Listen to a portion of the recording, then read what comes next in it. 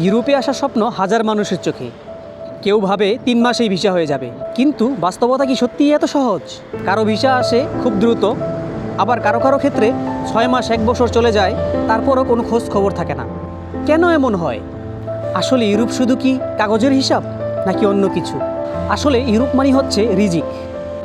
আল্লাহ তাআলা যখন যাকে চান তখন তার রাস্তা খুলে দেন। অনেক সময় কাগজ সব কিছু ঠিক থাকার পরেও অনেক সময় নেয়, কারণ মানুষের পরিকল্পনার উপরে আরেকটা পরিকল্পনা থাকে। আজকের ভিডিওতে আমি আপনাদের সাথে শেয়ার করব আসলে ভিসার প্রসেসিং আসলে কেন দেরি হয়, আর কেনই বা ধৈর্য হারানো উচিত না। ভিডিওটি শেষ পর্যন্ত দেখুন, হয়তো আপনার মনে নতুন আশা জাগাবে। আমি শেখ হাবিব, লিসবন, পর্তুগাল থেকে আপনাদের ভাই আছি আপনাদের সাথে। সো আর দেরি না করে শুরু করা যাক আজকের ভিডিও।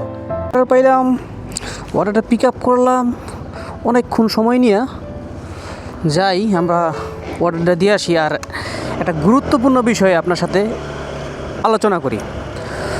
সো হ্যালো ভাই ব্রাদার, কী অবস্থা সবার, কেমন আছেন? This is Habib. So guys, আজকে আমরা কথা বলবো হইতেছে, অনেক মানুষ তো ইউরোপে আসতে চায়, অনেকের মানুষের স্বপ্নটা পূরণ হয় না। তো আমি যে সময় ইউরোপে আসি সেই সময় আমার প্রায়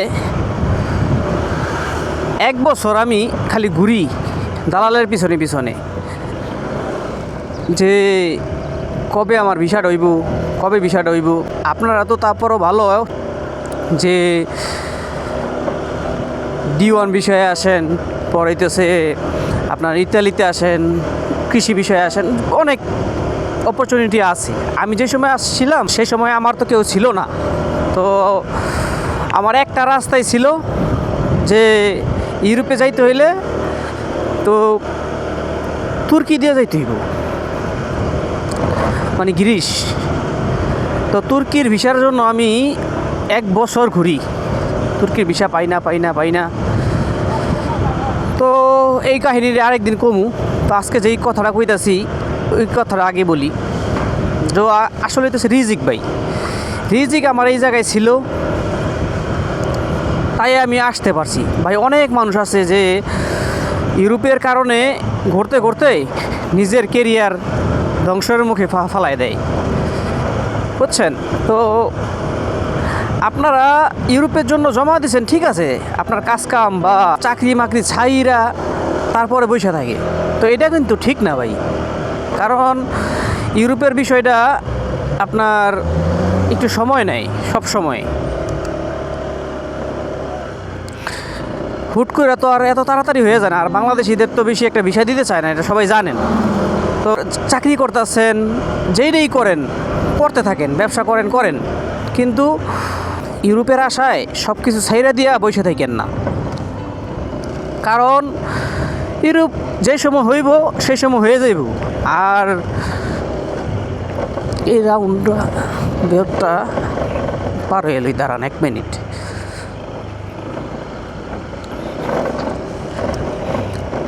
সেই সময় হয়ে যাইব। তো এমন না, অনেকে আমাকে মেসেজ করে, ভাই D1 ভিসায় কত দিন সময় লাগে, বা অনেকে মনে করে 2-3 মাস। আসলে আপনার মেন প্রসেসিং তো 1 মাস থেকে 3 মাস সময় লাগে। কিন্তু ভাই এটার যে পিছনে যে খাটনি, এটার পিছনে যে দৌড়াদৌড়ি, আর আপনি যে গেলেই যে আপনার জন্য ওই মানে অ্যাম্বাসির দরজা খোলা, বা আপনার আগে কেউ নাই এমনটা না। আপনার আগে অনেক মানুষ আছে, তাদেরটা হওয়ার পরে সেনকে আপনাদেরটা ধরবো, তাই না? তো এরকম হইতে হইতে 3 মাস সময় লাগে। কিন্তু মূলত আপনার এটা 3 মাস না, যাইতে যাইতে আপনারটা সিরিয়াল আসতে সময় লেগে যায় 1-1.5 বছর, আরও বেশিও লাগতে পারে, বুঝছেন? যদি আপনাকে দালালে বলে থাকে যে 2 মাসের ভিতরে বা 1 মাসের ভিতরে আপনারটা হয়ে যাইব, এটা হইতেছে ভুল কথা ভাই, বুঝছেন? তো 2 মাস 1 মাসের ভিতরে তো হয়ে যায়, কিন্তু হইতেছে আপনারটা তো সিরিয়াল আসতে হইব, বুঝছেন? দালাল তো টাকা নেওয়ার জন্য অনেক কথাই বলবো, এগুলো বিশ্বাস করা যাব না। তো এমনটাই হয় সবার ক্ষেত্রে। পরে কি হয়, যে সময় নাকি এই আর আপনার চাকরি সব কিছু ছেড়ে দিয়ে বইয়া থাকেন, পরে দেশে হাই হুতাশ করেন, ভাই কি হইল। আপনারা একটা ফিনান্সিয়াল প্রবলেমের ভিতরে পড়েন। তো এটা তো ঠিক না। আপনারা চাকরি করতেছেন, চাকরি করতেছেন, বিজনেস করতেছেন, করেন, এটার পাশাপাশি এটা জমা দিয়ে রাখেন। যেই সময় আপনার সিরিয়াল আসবো সেই সময় আপনি আসতে পারবেন। এত তাড়াহুড়ার কিছু নাই। আর আপনি তাড়াহুড়া করে আপনি কিছু করতেও পারবেন না, বুঝছেন। স্বপ্ন সবারই আছে, আমার নিজের এক্সপিরিয়েন্স থেকে বলতেছি, স্বপ্ন সবারই আছে, কিন্তু স্বপ্নটা বাস্তবায়ন হইতে সময় লাগে। তো আমি আগে ডেলিভারিটা দিয়ে নিই, তারপরে আপনাদের বলতেছি কত নাম্বার বাসা। 3 নাম্বার বাসা, ওই যে দেখা যাইতেছে। খুইলা দিছে রে।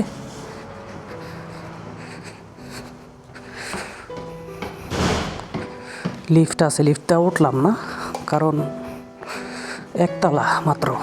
ওরে বাবা, কি আন্ধার। Hola, boa tarde. Obrigado, boa tarde. ইনকামটা আপনাদের দেখাই, কয় টাকা ইনকাম করলাম এই পর্যন্ত। 2টা বেজে গেছে, 11 টাকা। তো এরকম যেদিন আপনার রিজিকে থাকবো সেই সময় হয়ে যাবো। এত হাই হুতাশ করার কোনো কারণ নাই। সামনে একটা সুন্দর একটা ভিউ আছে, দেখেন সামনে সাগর, সাগরের ওই পাশে আলামাদা, একটা বিউটিফুল একটা জায়গা।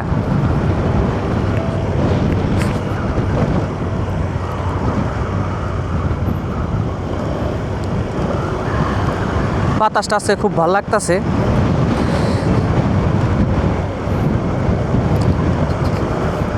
তো ইউরোপ কইরা আপনার লাইফটা আপনি নিজের হাতে নষ্ট করেন না।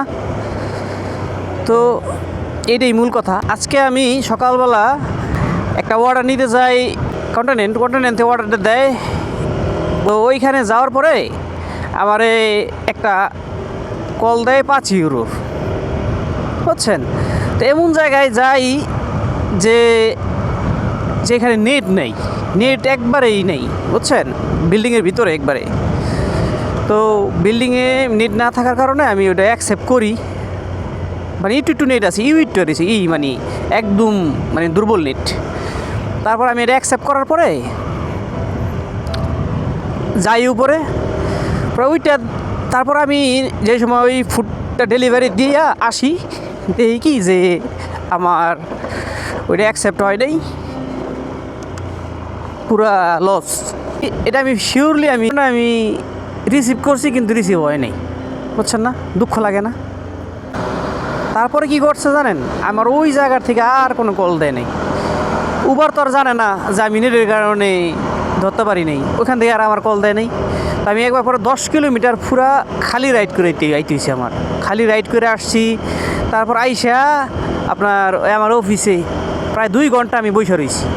2 ঘন্টা বসে থাকার পরে তারপরে এই যে একটা অর্ডার দিল, বুঝছেন, এই হলো অবস্থা। তো রিজিকে না থাকলে ভাই কিচ্ছু করার নাই, সব হলো রিজিক। আর এটা নিয়ে কোনো করারও দরকার নেই। আর রিজিক তো আল্লাহর কাছ থেকে চাইয়া নিতে হয়, বুঝছেন না। আর আপনারা যারা ইউরোপে আসবেন, যারা জমা দিয়েছেন, ঠিক আছে, সুন্দর মতো করে আল্লাহর কাছে চাইবেন, আল্লাহ আপনারই দিব, বুঝছেন না। তো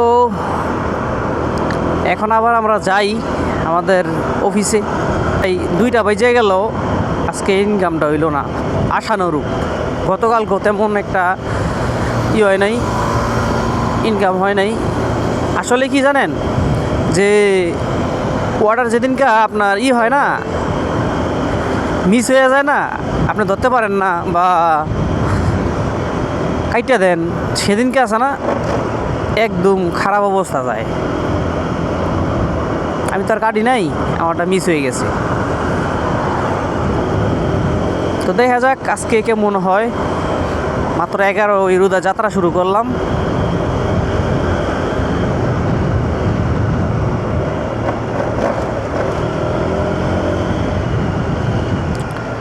রেঞ্জ রোভারটার যাইতে দেই।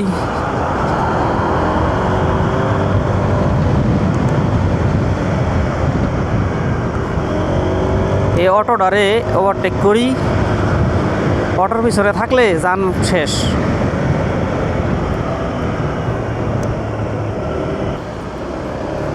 অনেকে আমাকে মেসেজ করে ভাই B1 ভিসার বা ইউরোপে ভিসার কেমন,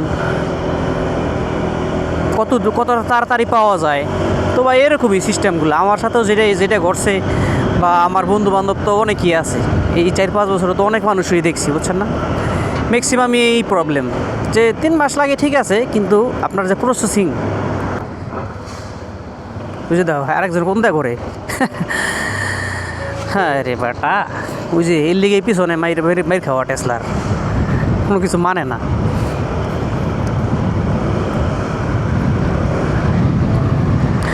এই যে আমার অফিসটার ভিউটা কিন্তু সেই একদম কড়া ভিউ, বুঝে দেখেন সামনে ওই আলামাদার ওই স্ট্যাচুটা, সামনে আবার ফুল কত সুন্দর, বুঝছেন। এইটাই খোলা ময়দান। আমার অফিসেতে একজন লোকও নাই রে, ওয়ার্ডার মনে নাই।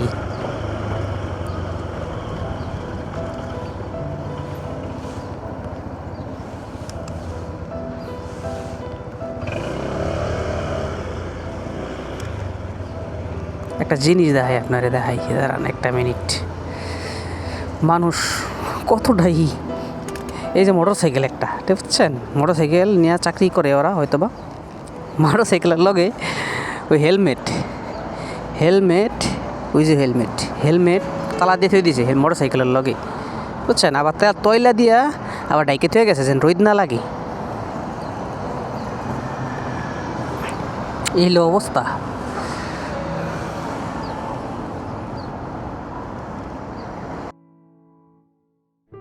চায়ের পিস আপনাদের একটা রিভিউ দিয়ে দিই আমি।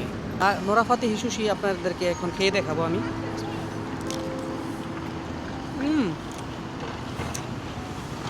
সবজি অন্য কিছু মনে করেন না, সবজি জিনিস তো তাই খাইতেছে আর কি।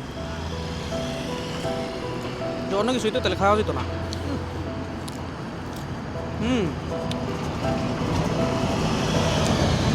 নোরাফাতে হিসুশি তো অনেক সব মজা।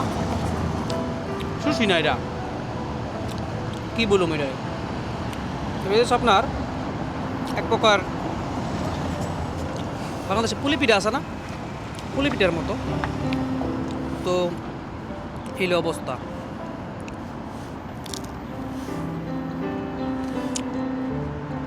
অনেক টেস্টি।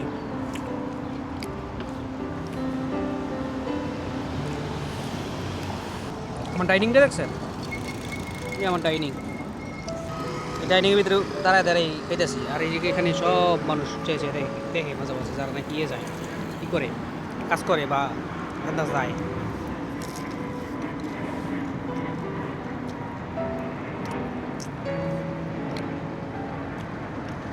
আকাশ দিছে,